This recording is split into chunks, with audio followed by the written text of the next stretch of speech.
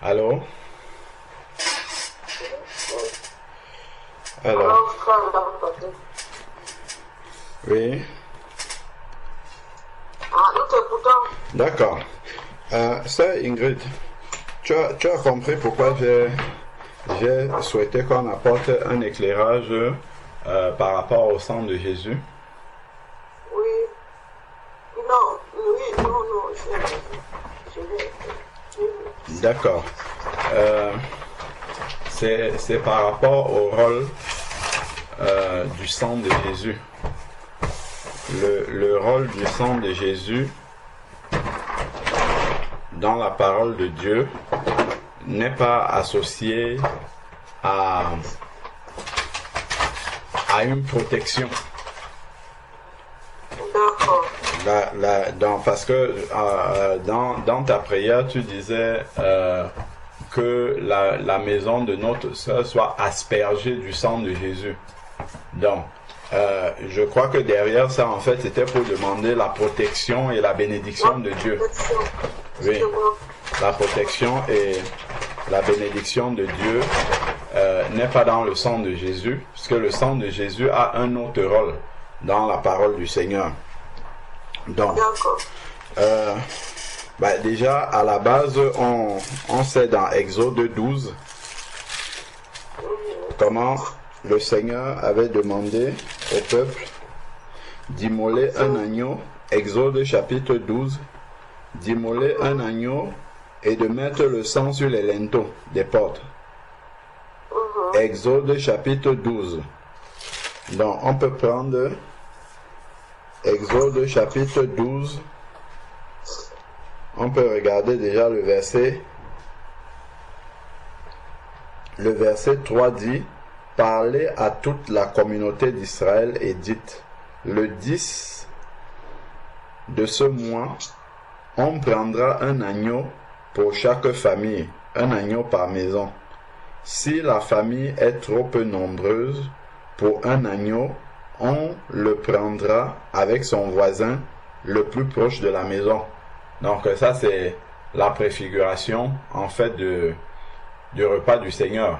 Parce que quand on partage le repas du Seigneur, on dit ceci est son corps. On parle de l'agneau de Dieu, l'agneau pascal, l'agneau de Dieu qui est Jésus-Christ. Et on dit qu'on le prend avec son plus proche voisin. Donc il y a l'image déjà de l'église de proximité, l'église de maison. Les voisins se réunissent entre eux pour prier le Seigneur. Bon, donc selon le nombre de personnes, vous repartirez cet agneau d'après ce que chacun peut manger. Ça sera, verset 5, un agneau sans défaut, âgé d'1 an. Vous pourrez prendre un agneau ou un chevreau. Bon, donc ça c'est l'institution de la Pâque, donc je vais nous économiser la lecture. Descendons un peu plus bas. Donc, si nous prenons le verset 11, voici comment vous le mangerez, l'agneau. Une ceinture à vos reins, vos sandales aux pieds et votre bâton à la main, et vous le mangerez à la hâte. C'est la Pâque de l'Éternel. Ensuite, maintenant, verset 12. Il est écrit: cette nuit-là, je parcourrai le pays d'Égypte et je frapperai tous les premiers-nés du pays d'Égypte, depuis les hommes jusqu'au bétail, et j'exercerai des jugements contre tous les dieux de l'Égypte. Je suis l'Éternel. Verset 13 maintenant à propos du sang. Le verset 13 dit: le sang servira de signe. Tu vois, le sang servira de signe sur les maisons où vous serez. Vous qui? Vous les Israélites. Le sang servira de signe sur les maisons où vous serez. Tu vois, regarde ce qui est écrit. Je. Le je là, c'est mis pour qui? j'ai essayé pour... Tu regardes juste le verset d'avant, c'est écrit.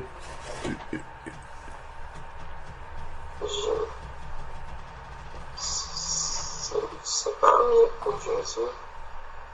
Comment? C'est pas pour Jésus là.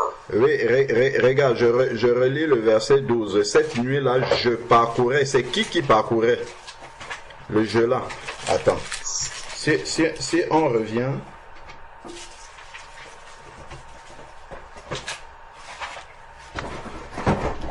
Alors...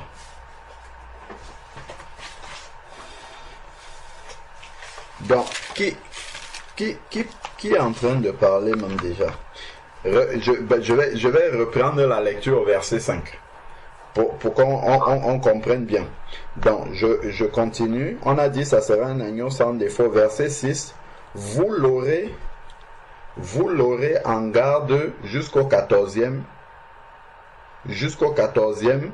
jour de ce mois. Et toute l'assemblée de la communauté d'Israël l'immolera entre 2 soirs. On prendra son sang, le sang de l'agneau, et l'on en mettra sur les 2 poteaux et les linteaux de la porte des maisons où on mangera. D'accord? Ensuite, il dit au verset 8, cette nuit-là, cette même nuit, on mangera la chair, on la mangera rôtie au feu avec les pains sans levain et les herbes amères. Donc, on ne le mangera pas à demi-cuit, mais bouilli, ainsi de suite. Bon, ensuite, maintenant, le verset 11. Regarde ce qui est dit au verset 11. Hein. Voici comment, on a lu tout à l'heure, voici comment vous le mangerez, une ceinture à vos reins, vos sandales aux pieds et votre bâton à la main, et vous le mangerez à la hâte. C'est la Pâque de qui? Pascal Jésus. Non, on lit juste le verset. La fin du verset dit c'est la Pâque. Qu'est-ce qui est écrit? Exode 12, verset 11, la fin. Je parle de la Bible là. Ah, tu n'as pas la Bible, excuse-moi, je pensais que tu avais la Bible. D'accord, ok. Bon, c'est pas grave. Bon, c'est bon alors. Je vais lire pour toi. Donc, c'est écrit, c'est la Pâque de l'Éternel. Et ensuite, au verset 12, il dit, cette nuit-là, je parcourais. Donc, littéralement, c'est la Pâque de l'Éternel. Et quand il dit cette nuit-là, je parcourais, c'est l'Éternel qui va parcourir. Oui, c'est Dieu. Voilà. Donc, je parcourais, ça c'est l'Éternel qui va le faire. Le pays d'Égypte, je frapperai. Ça c'est l'Éternel qui va frapper tous les premiers-nés du pays d'Égypte, depuis les hommes jusqu'au bétail. J'exercerai des jugements. C'est Dieu qui exerce des jugements. D'accord? Voilà. Donc, j'exercerai des jugements contre tous les dieux de l'Égypte. Je suis l'Éternel. C'est ce que Dieu dit. Je suis l'Éternel. Ensuite, maintenant, il dit, le sang vous servira de signe sur les maisons où vous serez. Je verrai le sang. Dans le jeu là, c'est toujours l'Éternel qui parle. Je verrai le sang, l'Éternel, je passerai de dessus, et il n'y aura pas sur vous de fléau destructeur quand je, l'Éternel, frapperai le pays d'Égypte. Donc, ce jour, bon, après maintenant, il explique comment ça va se passer. Donc, en fait, ici, on comprend que le sang qui est mis sur les linteaux des portes et sur les 2 poteaux, quand l'Éternel est en train de passer, il voit ce sang-là, il ne frappe pas de ses jugements, il saute. S'il voit le sang, il saute. il passe à la maison suivante et il examine. Donc en fait, ça c'était la préfiguration du sang de Jésus qui devait venir plus tard. Donc en fait, quand l'Éternel applique ses jugements, quand il va appliquer ses jugements, s'il voit que quelqu'un a été lavé par le sang de Jésus, cette personne-là ne vient plus en jugement devant l'Éternel. C'est pour ça qu'on dit que ceux qui sont nés de nouveau ne viennent pas en jugement devant le Seigneur. Mais par contre, si quelqu'un n'a pas ses péchés lavés par le sang de Jésus, cette personne-là sera frappée par le jugement de Dieu. Tu vois? Donc, le sang de Jésus n'est pas une protection contre le diable. Ce n'est pas une protection contre le diable. En fait, c'est comment dire, c'est ce qui empêche que le jugement de Dieu tombe sur nous, parce que le sang de Christ nous purifie de tout péché. En fait, c'est ça. Donc le rôle du sang de Christ est là pour purifier des péchés. Prenons 1 Jean chapitre 1. 1 Jean à côté d'Apocalypse. 1 Jean chapitre 1. 1 Jean chapitre 1 verset 7. 1 Jean 1 verset 7 nous dit, alors 1 Jean 1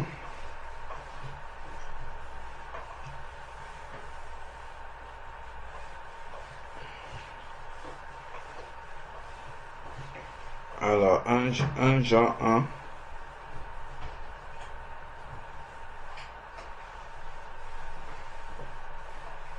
voilà, dans 1 Jean 1 verset 7 dit, mais si nous, les enfants de Dieu, si nous marchons dans la lumière, mais si nous marchons dans la lumière, comme lui-même Jésus est lui-même dans la lumière, nous sommes en communion les uns avec les autres, et le sang de Jésus, son Fils, nous purifie de tout péché. Donc, le rôle du sang de Jésus est de nous purifier de tous les péchés. Amen. Amen. Le sang de Jésus n'est pas une potion miraculeuse pour nous protéger du diable, non. Le sang de Jésus est là pour nous purifier des péchés.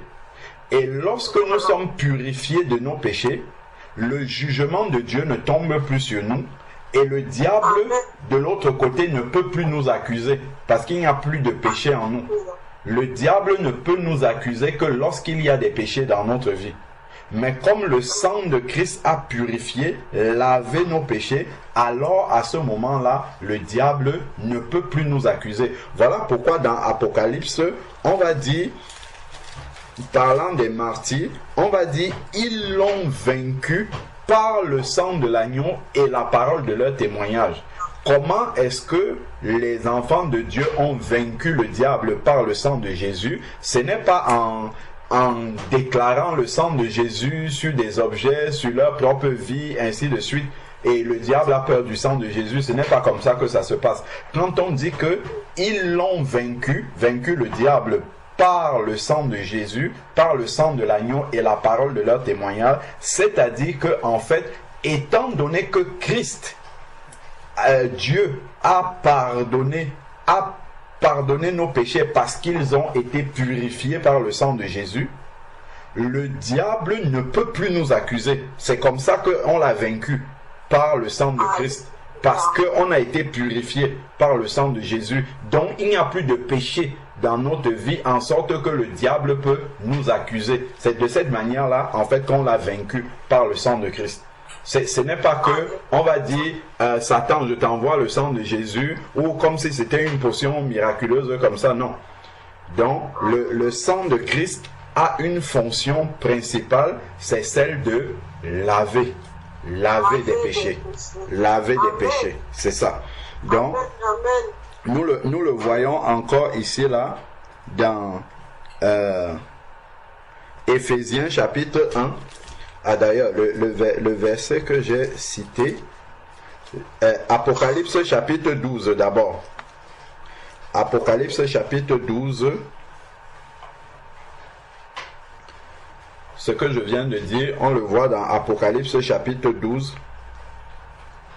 Si nous prenons à partir du verset 10. Apocalypse chapitre 12, à partir du verset 10, il est écrit: Alors j'entendis dans le ciel une voix forte qui disait: Maintenant est arrivé le salut, ainsi que la puissance et le règne de notre Dieu et l'autorité de son Christ, de son oint.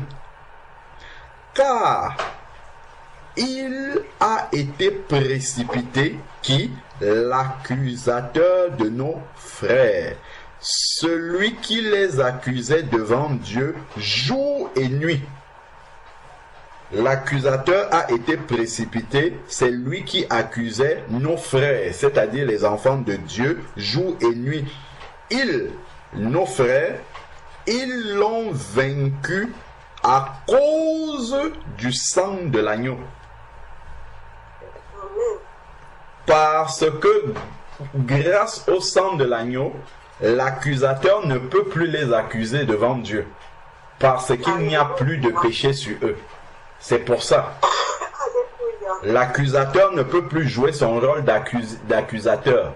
Parce qu'il n'y a plus de motif d'accusation. Gardons un doigt dessus.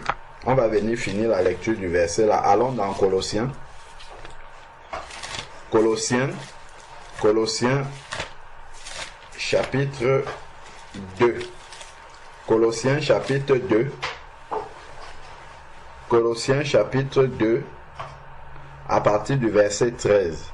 Il est écrit: Vous qui étiez morts par vos offenses et par l'incirconcision de votre chair, il vous a rendu la vie avec lui en vous faisant grâce de vos offenses, donc en vous pardonnant de vos péchés. Parce que le sang de Christ a lavé ces péchés-là. Et ensuite, maintenant, au verset 14, il est dit, Colossiens 2, verset 14, il a effacé l'acte. Donc, en pardonnant les péchés, il a effacé. Nos péchés ont été effacés. C'est par le sang de Christ. C'est ça ici. Amen. Donc, il a effacé l'acte rédigé contre vous dont les dispositions vous étaient contraires. Parce que quand cet acte-là existait, l'accusateur était constamment devant Dieu pour nous accuser. Maintenant, il n'a plus de motif d'accusation. C'est un peu comme si quelqu'un va au tribunal pour vous accuser. On dit donc, bon, quels sont les motifs d'accusation? Il regarde dans le dossier, il n'y a plus rien. Et il n'y a plus de sujet d'accusation. Donc, l'accusé va être relaxé parce qu'il n'y a plus de motif de condamnation. Il n'y a plus de motif d'accusation. C'est ça que Christ a fait. Donc voilà pourquoi on ne vient plus en jugement devant le Seigneur. C'est grâce au sang de Jésus. Parce que le sang de Jésus a lavé les péchés, a purifié. Donc ici, dans les dispositions vous étiez contraires, il l'a supprimé en la clouant à la croix. Et on sait que le sang de Christ, c'est à la croix que son sang a coulé. Et donc, quand son sang coulait comme ça, en même temps, nos péchés étaient crucifiés à la croix. Nos péchés étaient lavés, nos péchés étaient enlevés, en sorte que le diable ne peut plus nous accuser par rapport à nos péchés. Donc, il a dépouillé les principautés et ainsi de suite. Donc, revenons dans Apocalypse, chapitre 12, verset 11. Ils l'ont vaincu à cause du sang de l'agneau, parce que, comme on a dit, je le répète encore une énième fois, l'accusateur ne peut plus nous accuser parce que le sang a purifié, a lavé nos péchés. Et à cause de la parole de leur témoignage, ils n'ont pas aimé leur vie jusqu'à craindre la mort. Donc, voilà, revenons maintenant dans Éphésiens chapitre 1, verset 7.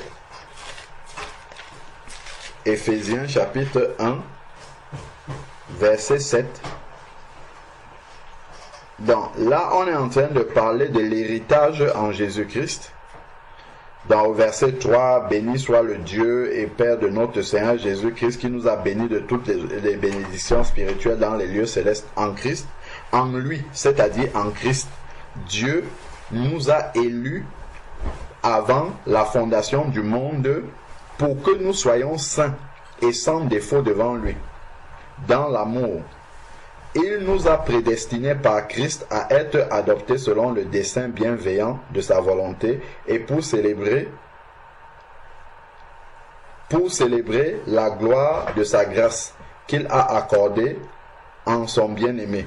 Verset 7 qui nous intéresse. En lui, en Jésus, nous avons la rédemption. La rédemption. Par le sang, par son sang. Par le sang de Christ, nous avons la rédemption. Le pardon des péchés par le sang de Christ. Voilà le rôle du sang de Christ. C'est qu'il pardonne les péchés en sorte que le diable ne peut plus nous accuser et donc Dieu ne nous châtie plus. Et donc les jugements de Dieu ne tombent plus sur nous. C'est de cette manière-là. C'est à cela que c'est le sang de Jésus, selon la richesse de sa grâce. Donc, voilà comment est-ce que le sang de Jésus intervient pour nous purifier. Donc, regardons Hébreux chapitre 9, verset 14 également. Hébreux chapitre 9, verset 14. Hébreux 9, 14.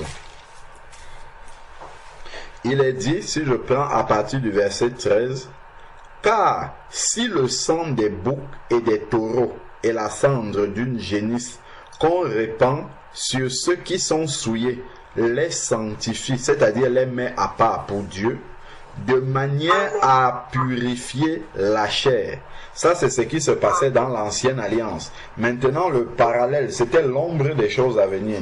Maintenant, le parallèle dans la nouvelle alliance, combien plus le sang de Christ, qui par l'Esprit éternel s'est offert lui-même sans tache à Dieu, purifiera-t-il notre conscience des œuvres mortes pour que nous servions le Dieu vivant. Voilà encore un rôle du sang de Christ. Le sang de Christ, parce qu'il a purifié nos péchés, il purifie aussi notre conscience. Parce que lorsque nous étions pécheurs, nous avons fait des choses qui sont tellement désagréables à Dieu, des choses qui sont outrageuses à Dieu, que si tu veux seulement te souvenir de ta vie passée, tu ne peux même pas adresser une prière à Dieu. Tu ne peux même pas te mettre pour parler de Dieu, comme nous sommes en train de faire là. Si chacun veut considérer ce qu'était sa vie passée. Mais c'est le sang de Christ, en nous purifiant de nos péchés, en nous lavant, à nettoyer notre conscience aussi. C'est-à-dire que ces œuvres mortes que nous avions pratiquées quand on ne connaissait pas Dieu, on a toujours le souvenir de ça, mais il n'y a plus la culpabilité en nous. Ça a lavé la culpabilité. C'est le souvenir de ce que nous avons pratiqué dans notre vie passée est là simplement pour nous aider à savoir d'où le Seigneur nous a pris, afin que nous célébrions sa gloire tous les jours, parce que nous réalisons la profondeur de l'abîme du péché dans lequel il est venu nous prendre, et ensuite aussi que ça puisse nous servir de témoignage.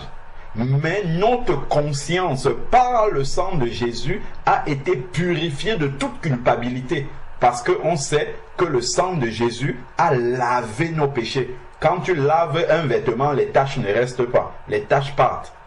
Les taches sont enlevées. C'est comme si les taches là n'ont jamais existé sur le vêtement.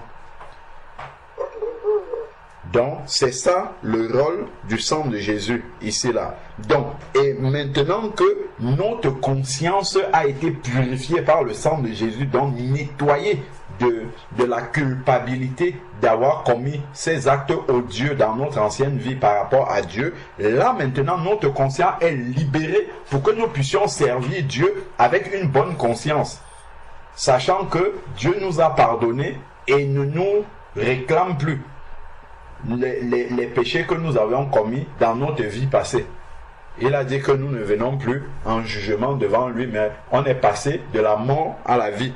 Donc, voilà vraiment le rôle du sang de Jésus. Donc, regardons 1 Pierre chapitre 1 verset 19. Donc, c'est après Hébreu. 1 Pierre 1 Pierre 1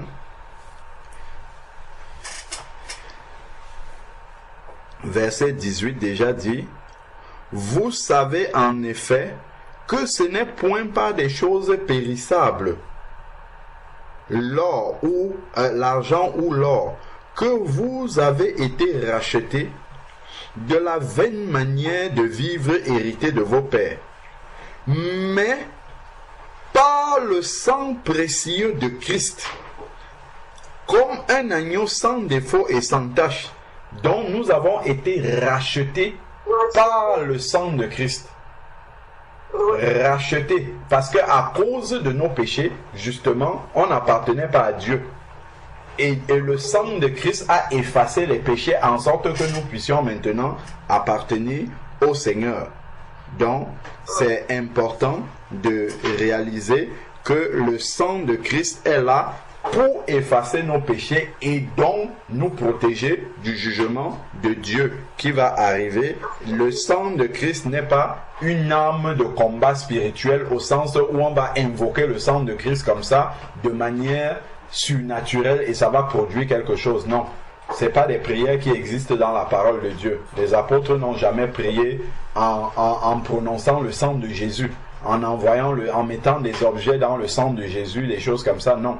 Déjà, le sang de Jésus purifie les hommes, les êtres humains, les âmes des personnes. Donc, ça s'adresse uniquement aux êtres humains. Déjà, le sang de Jésus est là pour agir sur les êtres humains, pour les sanctifier, c'est-à-dire les mettre en dehors du jugement de Dieu par le pardon des péchés. Ça, c'est le rôle du sang de Jésus. Par contre, maintenant, le nom de Jésus est là pour tout. Le nom de Jésus, on prie déjà au nom de Jésus. Le nom de Jésus peut nous protéger. Nous pouvons chasser un démon au nom de Jésus. Donc le nom de Jésus est là pour ça. Nous pouvons obtenir la guérison au nom de Jésus. Tout ce que nous demandons en son nom, cela nous sera accordé.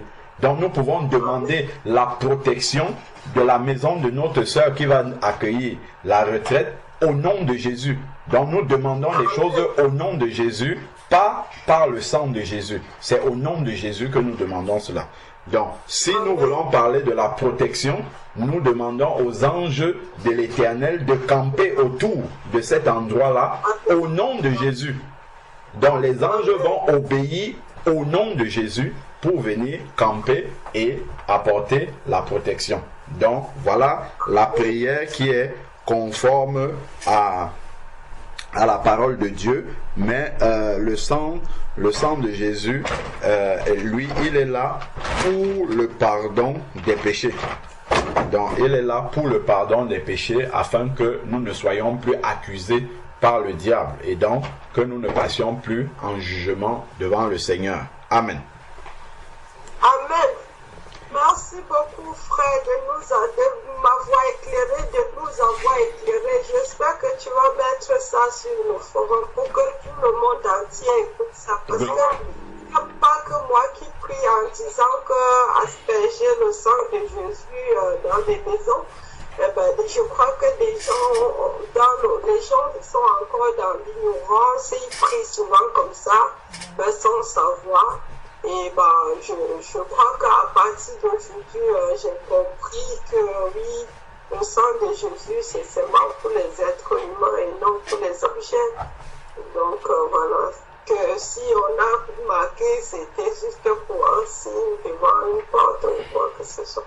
Mais c'était pas pour protéger la maison, mais c'était pour protéger les êtres humains, de les laver, les purifier des péchés, c'est tout. Amen. Donc, beaucoup de gens prient souvent que le sang de Jésus, il faut asperger le sang de Jésus partout. J'asperge, j'invoque, j'asperge tout. les gens ont l'habitude de prier comme ça. Et moi, j'ai prié aussi comme ça. Je ne savais pas que, en fait, c'est aujourd'hui que je suis vraiment éclairée et ça me va droit au cœur. Donc, voilà. Ça permet que ça ne puisse plus se reproduire, que désormais, je sais à quoi je m'attends en utilisant le sang de Jésus. Je ne dois plus utiliser le sang de Jésus n'importe comment. Parce que vraiment, je rends gloire au Seigneur de m'avoir permis que malgré tout, puisque j'ai pu assister à ces réunions aujourd'hui, ça m'a permis de voir encore un petit plus dans mon cabinet spirituel. Amen, amen, amen. Gloire à Dieu. Que Dieu te bénisse abondamment, ma sœur. Amen. Amen. Merci beaucoup, frère. Que Dieu soit béni. Amen.